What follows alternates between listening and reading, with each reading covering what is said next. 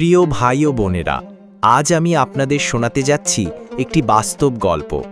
একজন মানুষ যিনি সারা জীবন গুনাহ করেছেন, কিন্তু শেষ মুহূর্তে আল্লাহর কাছে ফিরে এসে মুক্তি পেয়েছেন। এই গল্প আমাদের জন্য এক বিশাল শিক্ষা। এক ব্যক্তি ছিলেন যিনি জীবনে অসংখ্য গুনাহ করেছিলেন। চুরি, মদ খাওয়া, খারাপ কাজে লিপ্ত থাকা কোনো পাপই তিনি বাদ দেননি। মানুষ তাকে ঘৃণা করত, কেউ তার সান্নিধ্যে আসতে চাইত না।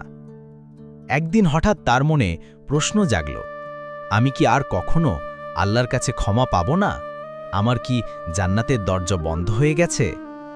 সে একজন আলেমের কাছে গিয়ে বলল, হে আলেম, আমি সারা জীবন গুনাহ করেছি, আমার কি আর ক্ষমার সুযোগ নেই? আলেম বললেন, হে ভাই, তুমি কি জানো না আল্লাহর রহমত এত বড়, এত বিশাল যে তা তোমার সব গুনাহকে ঢেকে দিতে পারে। কুরআনে আল্লাহ বলেছেন, قل يا عبادي الذين أسرفوا على أنفسهم لا تقنطوا من رحمة الله إن الله يغفر الذنوب جميعا।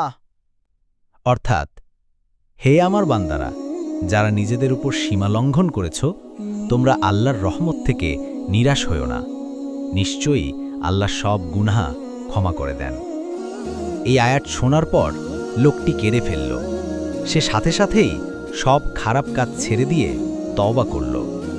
কিছুদিন পর সেই লোক অসুস্থ হয়ে মারা গেল। মানুষ অবাক হয়ে দেখল তার মৃত্যু হয়েছে ঈমানের সাথে নামাজ পড়তে পড়তে।